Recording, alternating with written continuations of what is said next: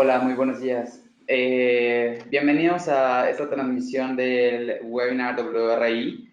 Mi nombre es Eliseo Gasca, soy coordinador de comunicación en el World Resources Institute.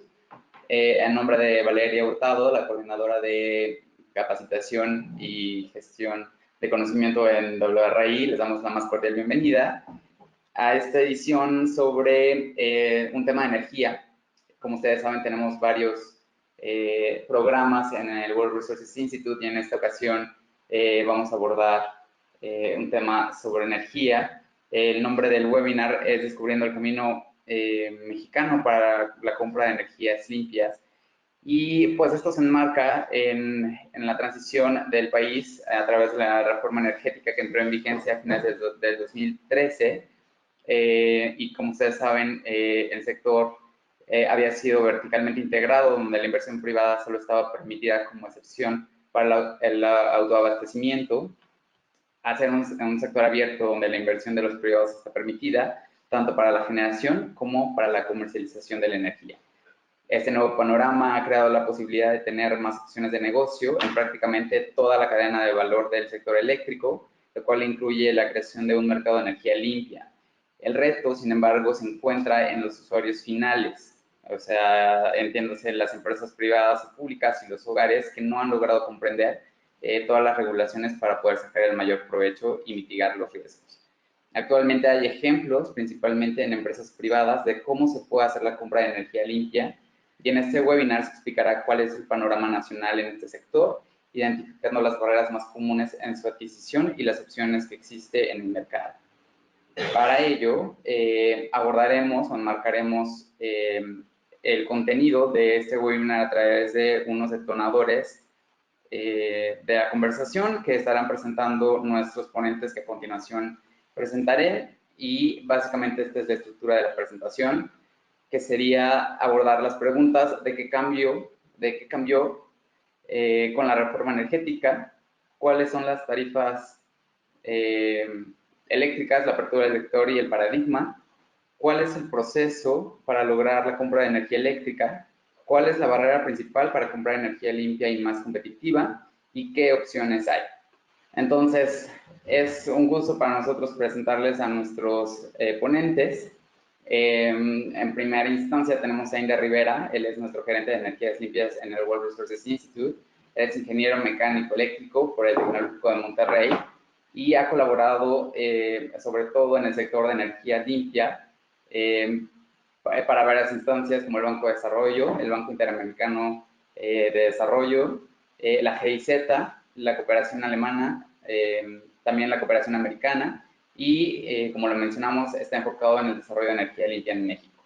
En el World Resources Institute es el encargado del tema de energías renovables y apoya a las empresas privadas a entender las nacientes oportunidades de adquirir la energía eléctrica renovable en el nuevo marco regulatorio. También nos acompaña Samantha López, ella es nuestra coordinadora de energías limpias. Ella también es ingeniera, pero en desarrollo sustentable por el Tecnológico de Monterrey. Ella colaboró en el Departamento de Protección Ambiental de la empresa química Covestro, donde trabajó en el área de manejo de residuos.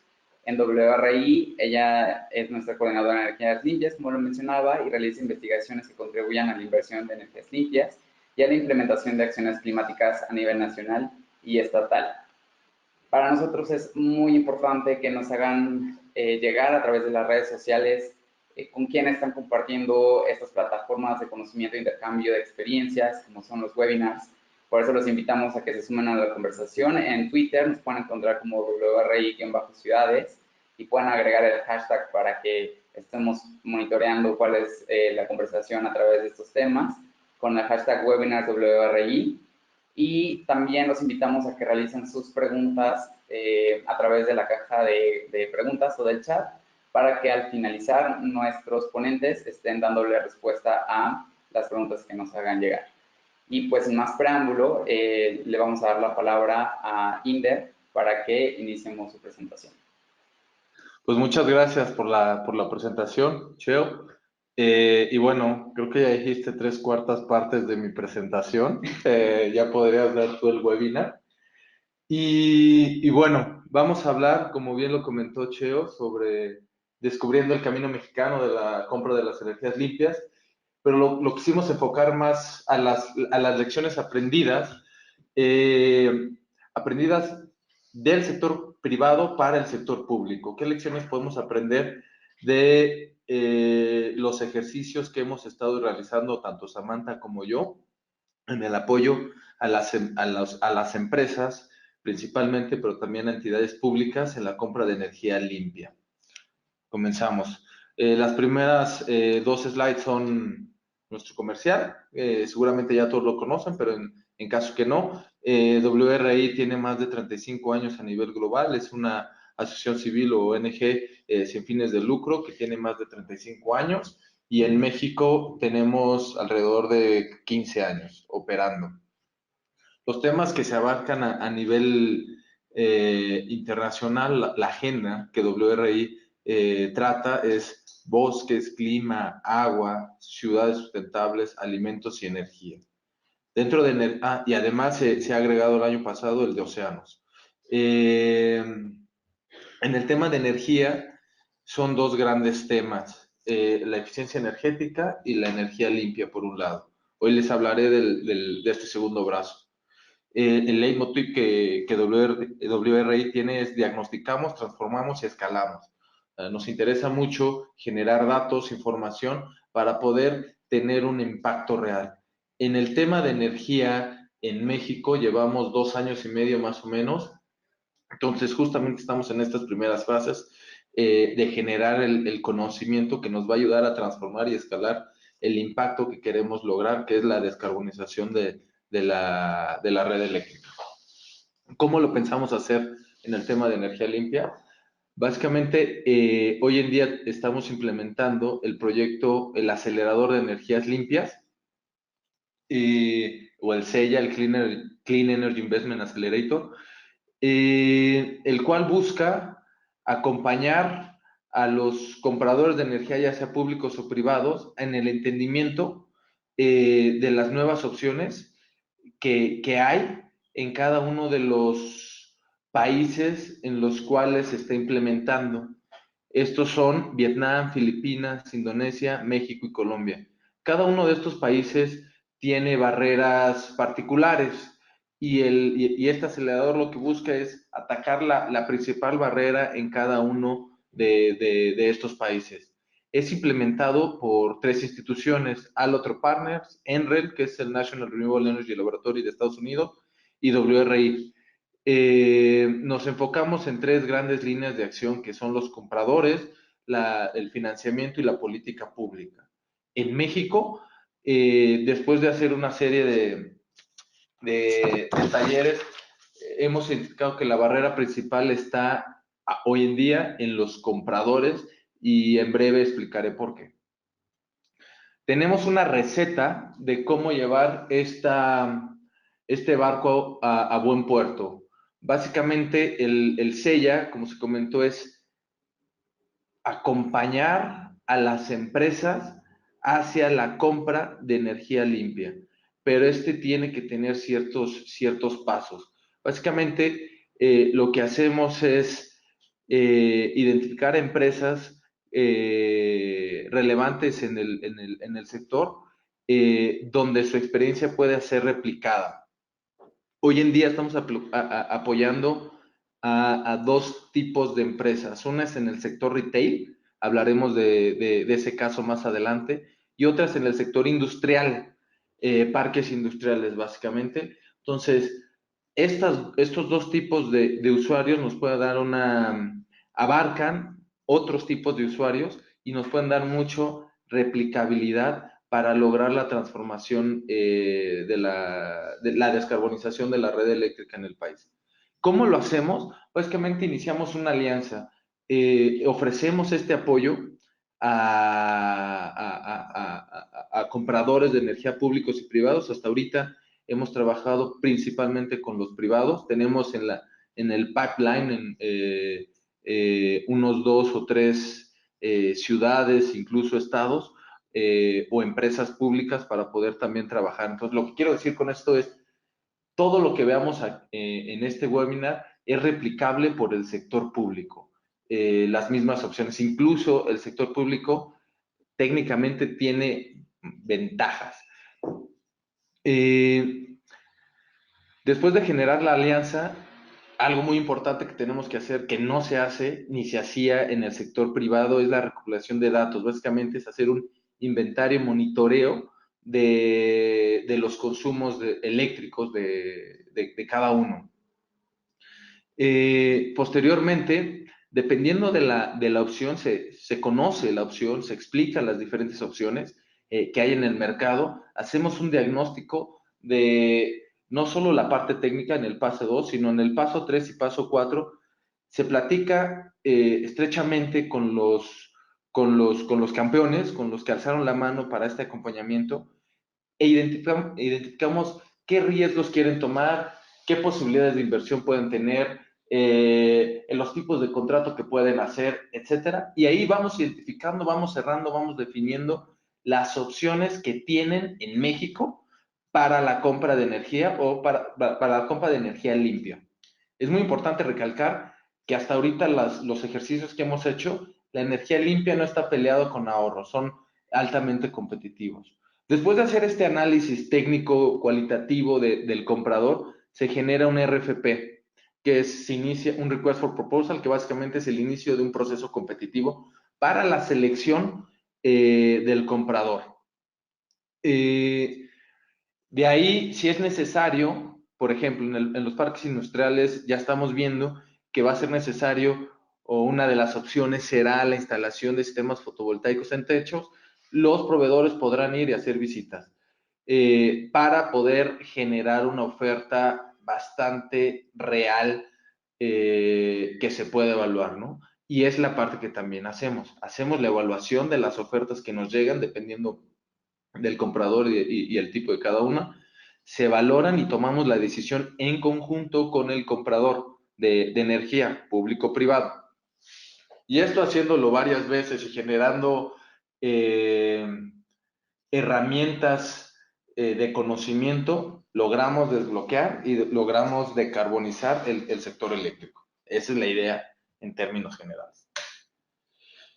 Ahora sí, entrando en materia nacional, seguramente ustedes han visto el esquema de la izquierda superior, superior izquierda. ¿Y qué es lo que ha cambiado a partir de la reforma energética a finales del 2013? Seguramente han escuchado mercado eléctrico mayorista, mercado spot, subastas, se escuchaba, ya no más. Compra de energía a corto plazo, contratos a largo plazo, suministro calificado, suministro básico, certificados de energía limpia, mercado, etcétera. Han escuchado muchos nuevos conceptos. ¿Esto qué ha ocasionado? Ha ocasionado realmente un desconocimiento general por parte de los compradores de energía eléctrica. Sin embargo,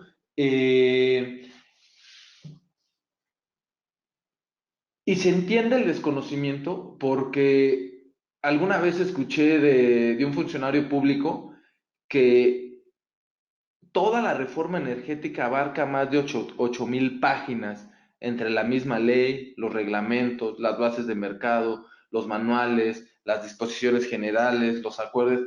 Hay muchos documentos afuera poco ordenados que no, o sea, no es necesario que los compradores tengan que leer esta información. Los compradores se dedican a hacer una cosa, a producir un servicio y no necesitan volverse expertos. Lo que sí necesitan saber es que el paradigma ha cambiado. El sector eléctrico ya no es como era y ahorita se va a ver. Antes de la reforma energética, del lado izquierdo en cafecito, tenemos la cadena de valor del sistema eléctrico, la generación, la operación, el suministro de la electricidad. Antes básicamente todo era, lo sabemos, un monopolio, estaba verticalmente integrado el sistema eléctrico y le pertenecía básicamente a CFE. Como ya lo mencionó Cheo, solo había dos opciones para los compradores de energía. Una opción para los pequeños, que era y para el residencial la generación distribuida, que hoy existe, pero ya está mejorada. Y por otro lado, el autoabasto, que eran estos contratos entre privados, pero básicamente solo podían entrar grandes consumidores de energía. Seguramente en su momento escucharon todos los proyectos de Oaxaca en Cuchitán, eólicos, donde participaba Cemex, Walmart, etcétera, ¿no? Estas grandes empresas. Afortunadamente, con la reforma energética, si bien ya se ve, además de colorido, mucho más complejo estas interacciones que se dan en el mismo mercado, el paradigma, ¿cuál es el que cambió?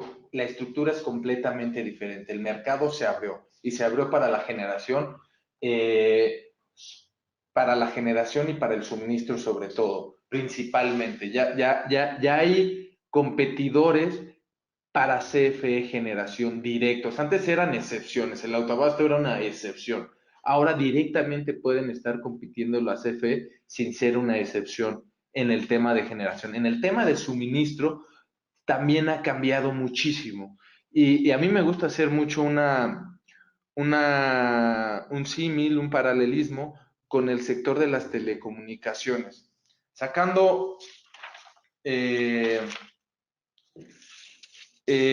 datos de dicha industria, si les preguntara a ustedes cuántos de ustedes están con Telcel, el 63% me diría que tienen un contrato con Telcel.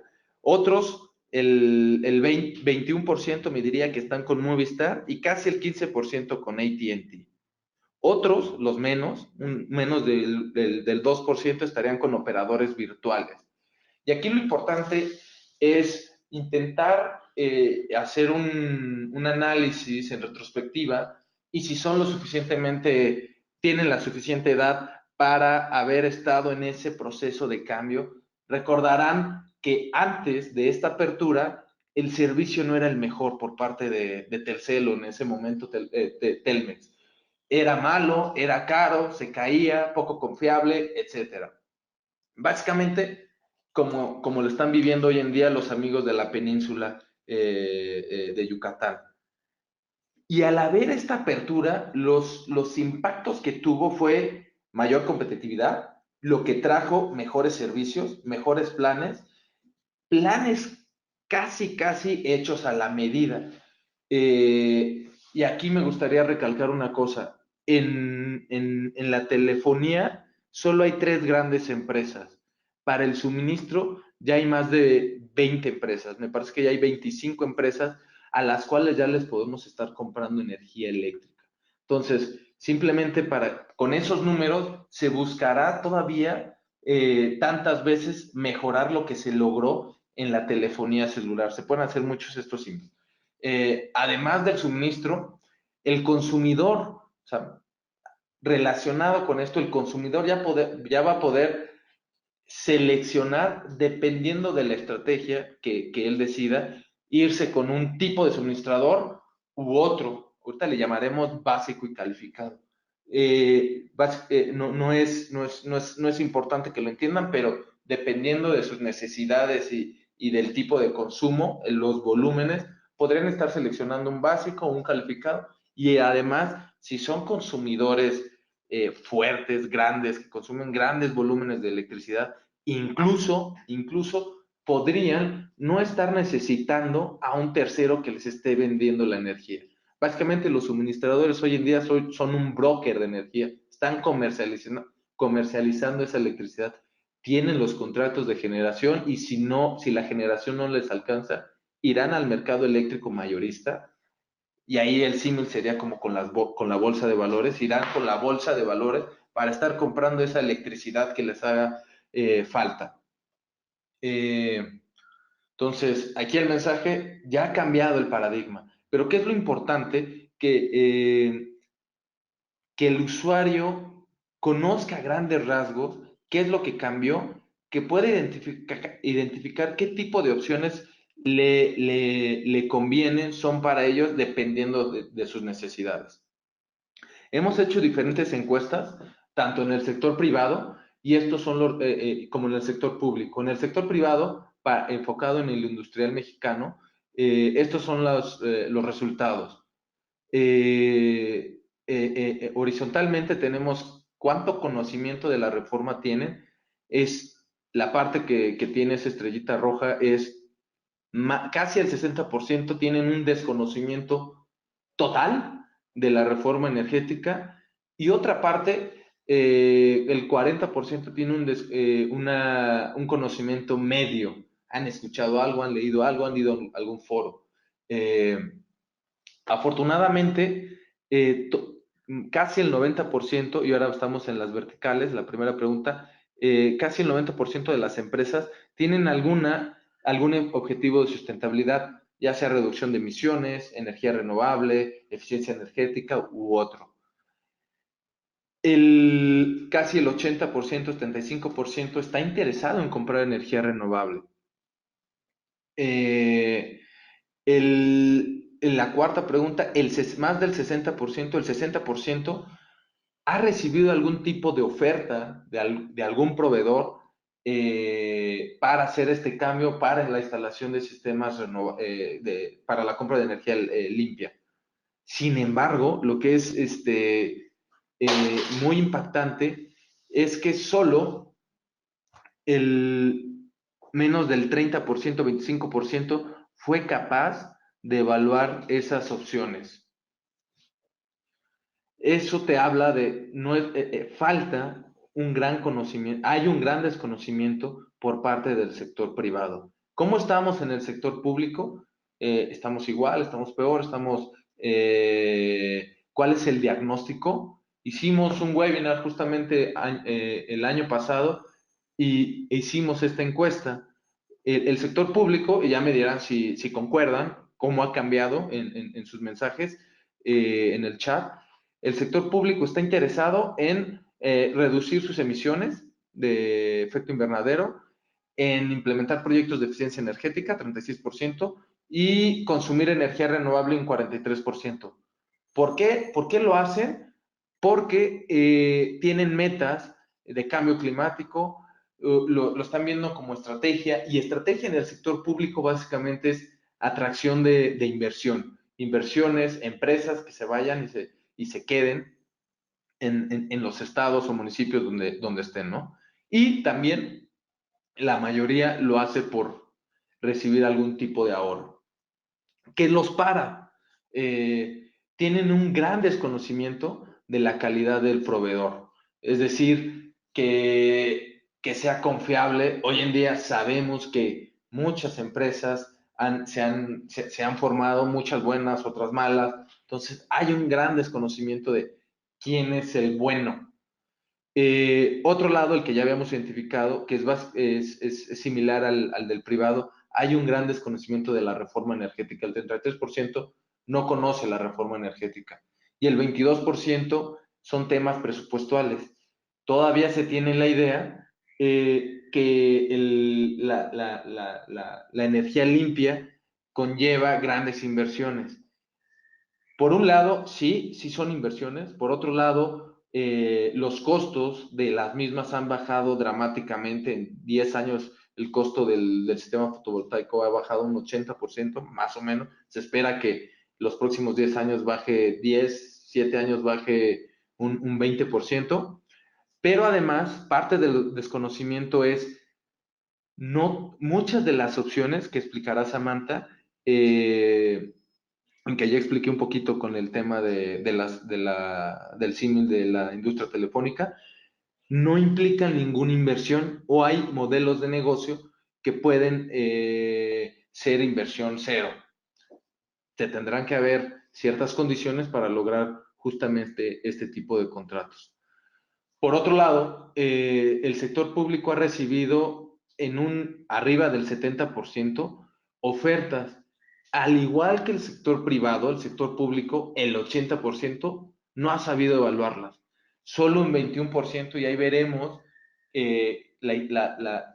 la naciente historia del sector público relacionada con la reforma. Se va a ver cómo ha evolucionado, pero entonces podemos concluir que tanto el sector privado como el sector público les falta conocimiento de la reforma energética, y sobre todo conocimiento de las nuevas opciones que existen de la reforma energética.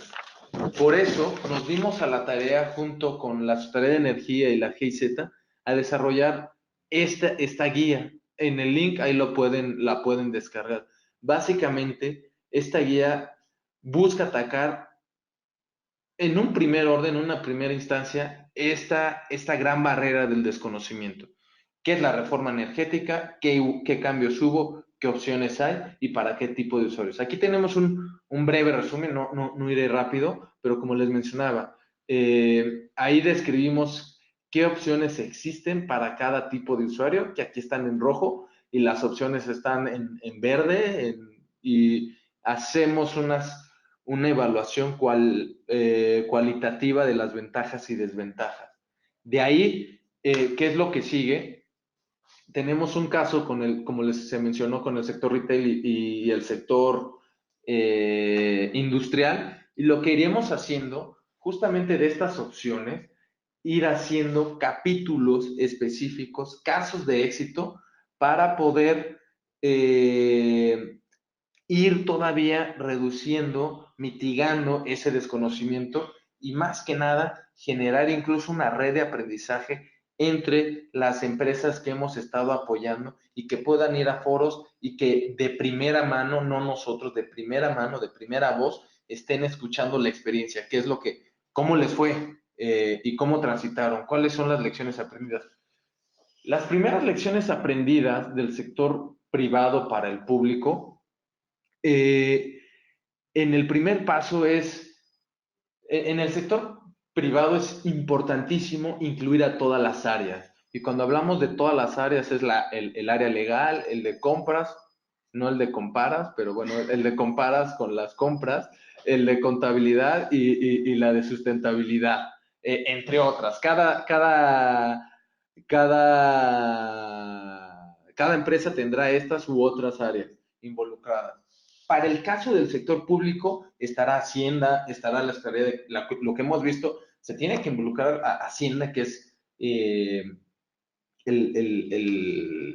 ente, que la dirección, entre comillas, que está pagando la electricidad. También hemos visto que la parte de energía limpia está en la Secretaría de Economía Estatal, o si nos vamos al sector municipal, a los institutos de planeación, que se tiene que estar involucrando, pero también a la Secretaría de Ambiente, etcétera, ¿no? Se tiene que estar adecuando que todas esas personas estén involucradas, para generar también aliados dentro del proyecto o para el proyecto.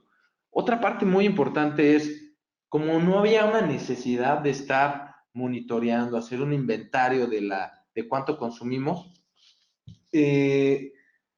se tiene que empezar de cero. Hemos desarrollado una herramienta que apoya, que también la pueden encontrar en los recursos, en la página anterior, donde está la guía, que les ayuda a hacer una primera evaluación de cómo están. Mínimo, les va a ayudar a saber cuánta energía están consumiendo, cuánta capacidad están consumiendo y cuánto están pagando por esos dos conceptos. Entonces, también podrán ver que recientemente las tarifas, ustedes pueden estar consumiendo lo mismo, tanto en energía como en capacidad, pero estarán pagando más. Aquí, una cosa que hemos encontrado del sector público es que por lo general tienen facturas agregadas, es decir, en una sola factura que les entrega CFE, viene alumbrado público, viene oficinas, viene bombeo y vienen todos los servicios que el sector público, el estado o el municipio está pagando. Eso no te permite generar un buen análisis. El análisis es imperativo para poder tener una idea de cuánto estamos hablando y qué tipo de opciones tenemos. Posteriormente, el paso 3 y el paso 4 es estar hablando nosotros con los clientes finales, con los campeones, con ustedes, para identificar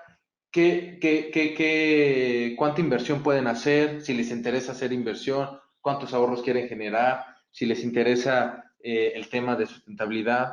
Para nosotros es importante porque somos una ONG ambiental, entonces solo apoyaríamos si si tienen objetivos de reducción de emisiones o energía renovable. Y posteriormente, básicamente, es generar lanzar el proceso competitivo, el RFP. Ya tenemos para eso es importante, y ya me salto al paso 6. Perdón, regreso al paso 5. En el RFP se vierte todo lo que vimos del 1 al 4. Lo que quieren ustedes, quieren inversión, no quieren inversión, los tiempos que pueden contratar, eso es bastante importante. Son de las siguientes lecciones que se van a tomar. El tipo de estructura, el tipo de opción que ya vamos identificando. El RFP ya va encaminado para recibir ofertas que puedan ser implementadas en sus estados, en sus municipios. Posteriormente, el paso 8, el 7 y el 8, hacemos una evaluación y las valoramos en conjunto con ustedes y se toma la decisión. Y ya, muchas veces esto vamos a lograr desbloquear las barreras para la implementación de la energía limpia. Y le cedo la palabra a Samantha. Bueno, gracias, Inder. Aquí este cuadro muestra las opciones que justo se abrieron después de la reforma. Tenemos como dos grandes vertientes. Puede ser la compra de energía a un tercero o la generación en sitio, o sea, instalación de paneles solares en el lugar donde se quiere consumir la energía. Obviamente también está la opción de permanecer con CFE, es decir, no cambiar nada, que la ventaja que tenemos aquí pues es que no se tiene que generar ningún trámite, ningún permiso y de cierta forma pues ya sabemos más o menos cuánto vamos a seguir pagando de energía. Las desventajas es obviamente que pues no podemos negociar ningún plazo, ningún precio, nada de la tarifa, ni qué tipo de energía queremos. Y pues la volatilidad de la tarifa, que después de la publicación del PRODECEN, y seguramente ustedes si monitorean cuánto pagan de electricidad, se han dado cuenta de que tiende a la alza, más o menos ha habido un aumento del 70% de la tarifa y probablemente esto se mantenga porque pues ya se anunció que no se van a retirar las plantas de generación que no son eficientes y tampoco se va a invertir en generación de energía limpia, que es la más barata. Entonces, pues bueno, esa es como la situación con CFE. No hay gas tampoco, justo en la península. El desabasto es por los gasoductos y bueno, eso es como seguir como con CFE. Sería como seguir con Telmex antes de la apertura. Justo. Después está la compra de energía en tercero. Aquí hay dos opciones, que es los contratos legados o los de autoabastecimiento, que eran del marco regulatorio anterior. Estos tienen una ventaja porque justo es también una tarifa fija y tienen un incentivo de energías limpias que se llama porteo por estampilla, esto es decir, que solo te cobran la transmisión.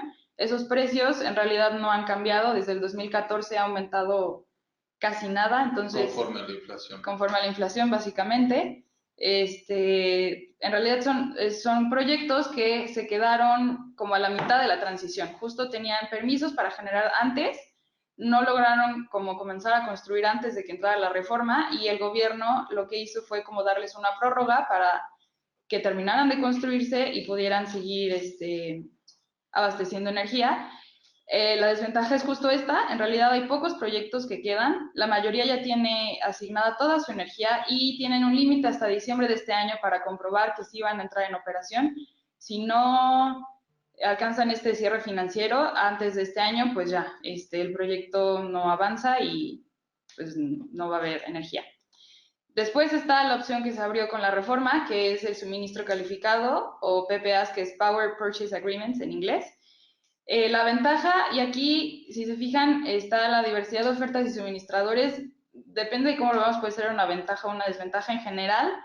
Pues sí, justo como mencionaba Inder, son los planes hechos a la medida. Obviamente eso implica un conocimiento de qué queremos y por eso es importante el monitoreo, pero bueno. Después, obviamente, una ventaja es la negociación de plazos y garantías, como cuánto se quiere pagar, qué están dispuestos a ceder, qué riesgos pueden correr, cuáles no, por cuánto tiempo quieren firmar. Y por ahorita, como el suministrador va a querer que se cambien, probablemente ofrezca precios más bajos que la tarifa o mínimo con un descuento garantizado por abajo de la tarifa de CFE. La desventaja es Obviamente los riesgos de mercado, siempre hay un riesgo cuando se entra a un mercado. Y aquí sí, ¿en dónde están ustedes ubicados o cuántas cargas tienen? Una carga es básicamente en dónde están consumiendo energía.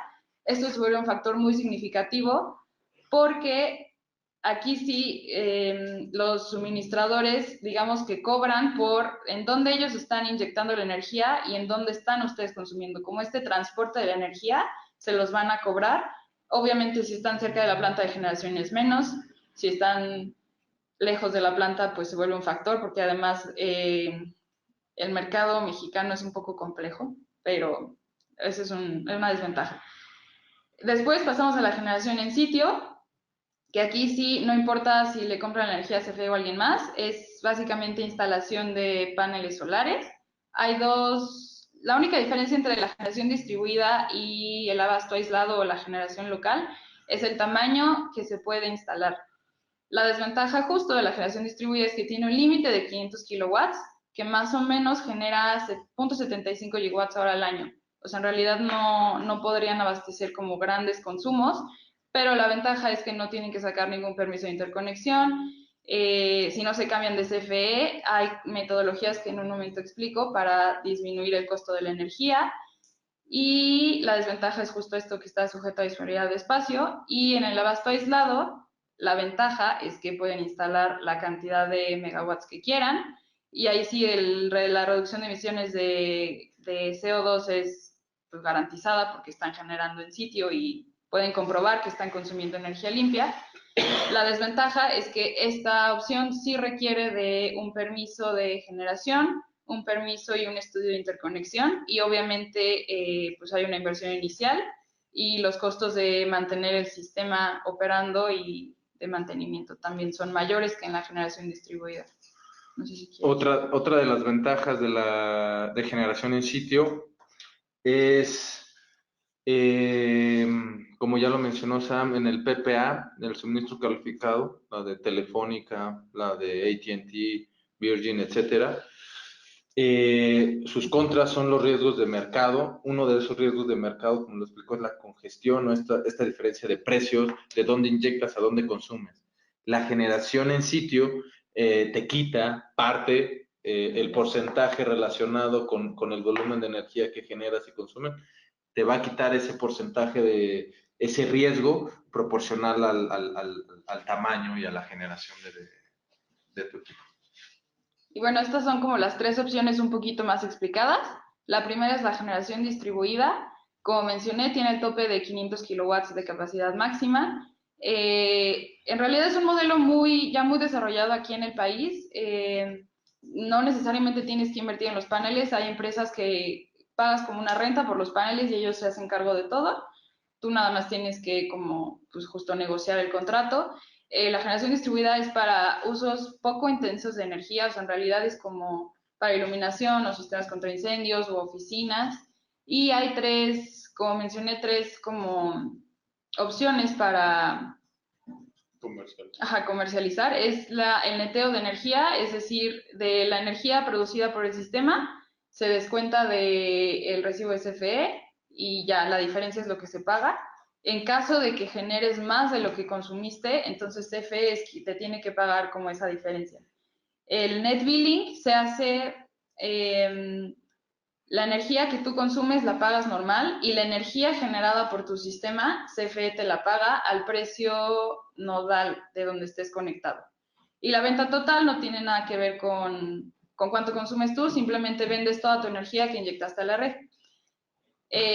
La CRE ha publicado, justo como se ha desarrollado tanto este mercado, publicó 2 acuerdos donde, de hecho, no sé si lo hayan visto, es como el concepto de electrolineras, donde tú puedes instalar paneles y después vender esa energía dentro de tus instalaciones. Y también se va a publicar otro que es generación distribuida comunitaria.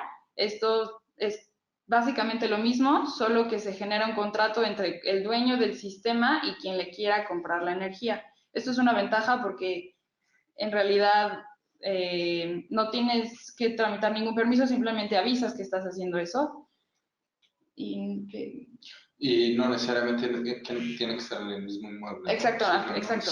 En un mismo centro Tienen que estar en el mismo distrito de distribución, nada más. Después está la generación en sitio, que es así, alcanza justo por el tamaño a instalar. Los precios unitarios generalmente son más baratos. Antes, probablemente en el net billing, esta es una nueva metodología. Net billing y venta total de la energía son nuevas contraprestaciones a partir de la reforma energética. Lo interesante del net billing y estando en los pies del sector público podría ser una opción para reducir los subsidios, cualquiera de las tres opciones, pero esta opción del net billing donde mensualmente CFE básico te va a estar pagando la electricidad, podrías negociar que el pago de esa electricidad se vaya a la reducción del subsidio o hacerte de un ingreso para generar un fondo y seguir instalando, escalando el impacto de la generación en sitio. No está bien. Y después es la generación en sitio, ya como mencionamos. También aquí hay empresas que ofrecen la renta de paneles, pero obviamente son modelos de negocio diferentes que los de generación distribuida. Y después está el cambio de suministrador, que es comprarle la energía a alguien que no sea CFE. Aquí, por ley, hay unos requisitos para poder cambiarse de suministrador. Cada centro de consumo que tengamos tiene que tener una demanda mínima de 25 kilowatts y en total tenemos que juntar 1 megawatt de demanda para poder comprar la energía a alguien más. Para hacer esta, digamos, agregación de cargas, cada una tenemos que comprobar que sea del mismo grupo económico, es decir, que estén registrados bajo la misma razón social. Y después se firma justo un PPA, un contrato de entrega de energía con alguien más. Y otro factor importante aquí es el cambio de medidores, es decir, cuando nos cambiamos de suministrador necesitamos comprar otro medidor por ley y estos tienen un costo más o menos de $700 cada uno. Después esta gráfica es para mostrar cómo ha crecido el mercado. En total, hasta el 2018 había 176 usuarios registrados, es decir, 176 usuarios calificados registrados que ya no le están comprando energía a CFE, le están comprando energía a alguien más. Los datos del 2019 no han sido publicados, pero pues en realidad sí está creciendo bastante. Abajo, si se ve en oscuro, están el número de usuarios públicos que se han registrado. En total son 10 y para el 2019 pues habrá que ver cuántos se han registrado cuando la CRE lo publique. Después, cabe mencionar que estos datos son solo de los que ya están operando, o sea, en espera de autorización para entrar al mercado hay todavía más.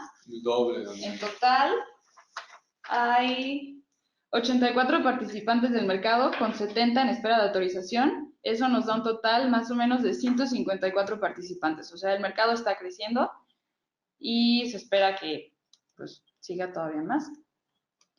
Y ahora sí, esta es como la segunda parte de las lecciones aprendidas. Esto es del caso de la empresa de retail con la que estamos trabajando. Tiene 75 ubicaciones en el país, una demanda de 6.8 megawatts y un consumo anual de 27 gigawatts hora.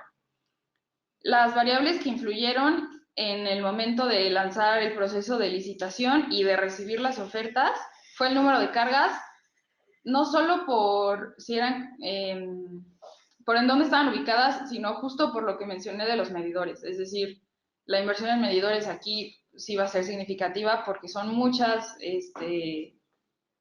centros de carga que tienen que cambiarse. Después, justo la ubicación, o sea, qué tan dispersas estaban. Este fue un análisis un poco complejo porque están distribuidas a lo largo del país, es decir, están aquí en el Valle de México, están en la península, en Baja California, en el norte. En las dos penínsulas. En las dos penínsulas. Y la congestión de las redes, entonces aquí sí se vuelve un tema. El precio de transmisión es algo que se debe de considerar. Y la demanda de energía también, obviamente, el suministrador quiere saber cuánto te va a poder vender y generalmente necesitan más o menos saber cuál es tu perfil, es decir, cómo consumes tu energía, a qué hora, en dónde, cuánta días. necesitas, cuántos días a la semana, si es 24 horas, si es como solo en el día o solo en la tarde, porque eso también impacta en el precio de la energía. Pues sí, ajá. Sí, podemos ver aquí el proceso competitivo, más allá de los datos que ya mencionó Sam, estaba abierto a contratos de 3, 5, 10 años. Y donde vemos más ahorros son a 10 años, más o menos el 55%, son números preliminares. Hay algunos costos que todavía tenemos que estar evaluando. Podría reducirse ese ahorro, pero pues digamos mínimo del 30%, ¿no? A 10 años, eso es muy importante recalcarlo, ¿no? Aquí la pregunta para el sector público es, ¿a cuántos años pueden contratar? Dos, algo que hicieron hincapié mucho los compradores es en la calificación crediticia del comprador de electricidad. En este caso es una empresa eléctricamente mediana, pero con un nombre muy grande. Entonces, estamos asumiendo que su calificación crediticia es de las más altas. Eso también se ve reflejado en los ahorros. Y eso mismo se tendría que traducir en el sector público, ¿no? ¿Qué tan buen municipio, estado eres para pagar? ¿Qué garantías puedes ofrecer para el pago de la electricidad? ¿Cómo has pagado tu electricidad? O sea, un buró crediticio eléctrico afecta mucho al contrato, ¿no? Y la tabla básicamente es un resumen de las diferentes ofertas que recibimos, fueron 8 en total, y fueron de diferentes índoles. Suministrador con generación distribuida, legados, generador 100%, etcétera, el tipo de monedas. Ahí en el proceso competitivo puedes especificar que sean solo en pesos o dólares. Hay algún vivillo se fue con dólares, etcétera, ¿no? Y todas estas, algo que nos faltó mencionar, al menos, deben de cumplir el 80% de su electricidad, debe de ser renovable. Entonces, esos ahorros son con energía limpia, más del 80%, al menos el 80%, ¿no? En el tipo de tarifa, como podemos ver, es una fija, es una legada, es una regulada, hay diferentes tipos también dependiendo de la oferta. Aquí el mensaje es, la evaluación es compleja, la evaluación se tiene que hacer de manera específica para cada tipo de oferta. Entonces, lo que queremos hacer con este estudio, este caso de éxito, es generar un caso de éxito en el cual vamos a ir documentando cómo se hizo todo este proceso. Que va a ser público y con el fin que ustedes pudieran tender a evaluar casi solo. Difícilmente se logra, casi siempre se va a necesitar a un consultor si es que entre sus áreas no hay una persona especializada, ¿no? Alguien que los acompañe, pero al menos lo que queremos es que haya esta apertura, que se abran a recibir ofertas, que se abran a evaluarlas, que se abran, que el no ya no sea automático, ¿no? Pues ahora sí pasamos a lo mero bueno. Pues muchas gracias, Samantha y Inder, por esta excelente presentación. Por cuestiones de tiempo, vamos a realizar solamente 2 preguntas a los ponentes para no excedernos de los límites de tiempo que tenemos para este webinar. Nos pregunta Carlos Ibarra si pueden dar alguna opinión sobre la subasta que está organizando Bravo Energía.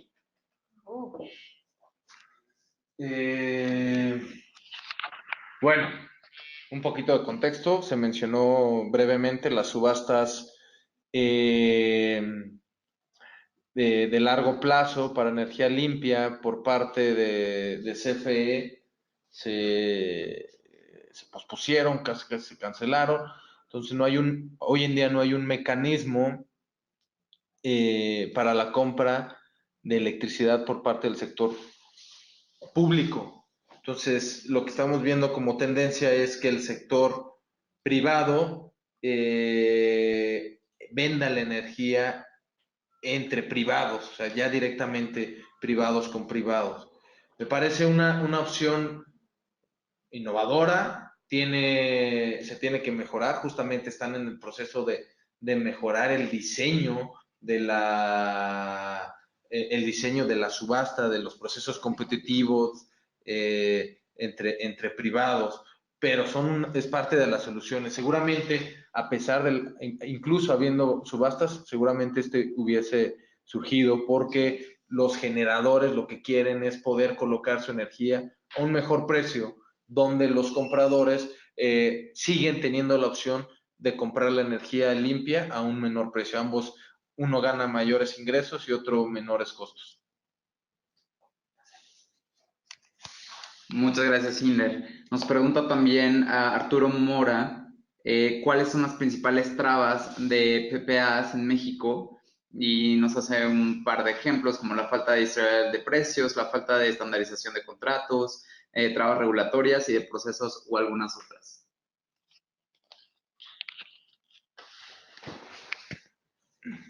Pues la principal, y ya antes de llegar a los contratos, como se mencionó, es el desconocimiento, ¿no? Y ese desconocimiento, si no lo puedes evaluar, tampoco puedes generar un documento legal. Justo, o sea, yo diría justo los que mencionas. También algo que hemos visto y lo que nos comentan los generadores o suministradores, hay una traba que hoy en día existe y va creciendo a medida de que las tarifas van aumentando, digamos, entre comillas, el coyotaje de clientes. Es un broker de energía que básicamente tiene la relación con el cliente final y genera estos procesos competitivos, pero casi no da valor agregado su valor agregado es bastante reducido, pero se lleva parte de los ahorros que le deberían tocar al cliente. Entonces, también podría ser uno de las trabas es, sí asesórate, pero también asesórate con empresas confiables, ¿no? Con un track record que fácilmente que puedas acceder, ¿no? O sea, a su página, nos pueden preguntar a nosotros, no es nuestro rol, pero podríamos estarlo haciendo, al menos generar un checklist de lo que tienes que preguntarle a tu generador, suministrador o broker de energía. Gracias, Inder. Y por último, me gustaría leer esta intervención de Brenda Alcaraz porque es como ya muy aterrizado a un caso específico. Ella nos dice que en Jalisco el gobierno del estado tiene paneles fotovoltaicos en 2 inmuebles desde el 2014. Se tuvo que hacer un contrato de interconexión ante CFE y se cambiaron los medidores, con lo que acaban de ustedes presentar. Entonces ella pregunta si esto ya no se tiene que hacer.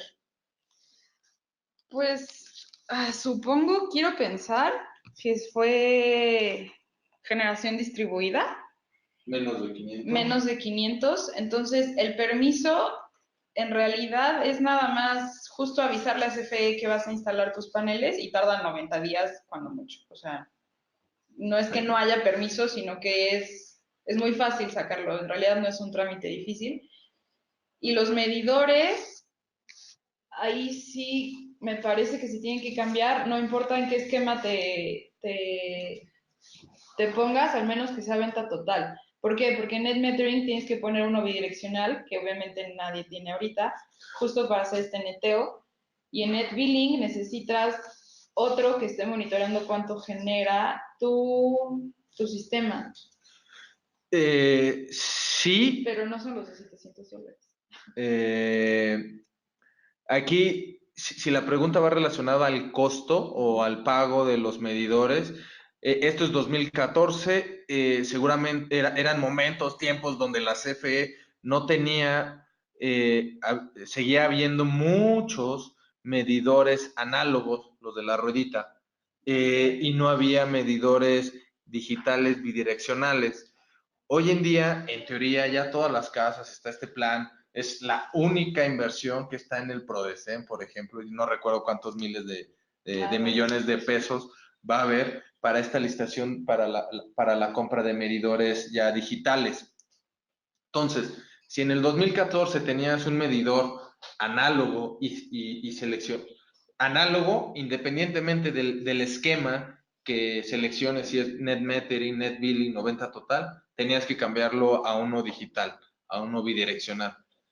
Hoy en día, si tienes ya en tu casa, oficina, un medidor digital bidireccional y escoges el esquema de neteo, net metering, no tendrías que hacer una inversión de medidor, solo en los casos que ya mencionó Sam, net billing o venta total. En el caso de net billing vas a tener el medidor que ya tenías, que consume, que mide cuánto estás consumiendo, y el nuevo medidor que va a estar midiendo cuánto estás generando, cuánto está generando tu planta fotovoltaica. Pero bueno, cualquier duda nos la pueden hacer llegar también a nuestros correos. Exacto, muchas gracias Inder y Samantha por la presentación de este día. Hubo algunas preguntas que no vamos a alcanzar a responder por temas de tiempo, pero se les estará haciendo llegar estas preguntas a los ponentes y se les enviará respuesta vía correo electrónico.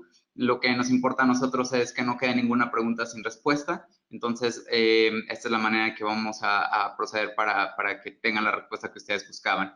Y pues agradecerles también la participación en este webinar y les recordamos que nuestra próxima sesión será el 1 de agosto, en la que nos acompañará Javier Warman, él es nuestro director de bosques, y nos presentará la herramienta Global Forest Watch, datos, tecnología y herramientas para proteger mejor los bosques. Y también los invitamos a quedarse a una encuesta breve que aparecerá al finalizar la sesión, porque para nosotros es muy importante mejorar y conocer su opinión sobre estas herramientas para el intercambio de conocimiento. Y si ustedes están interesados en recibir más información o conocer cuáles otras webinars o herramientas de conocimiento tenemos, los invitamos a visitar thecientificslearn.org y seguirnos en nuestras redes sociales de WRI Ciudades, en Facebook y en Twitter, WRI-Ciudades. Y pues agradecerles muchísimo nuevamente su participación y los esperamos en una nueva transmisión de los webinars de WRI. Que pasen excelente día.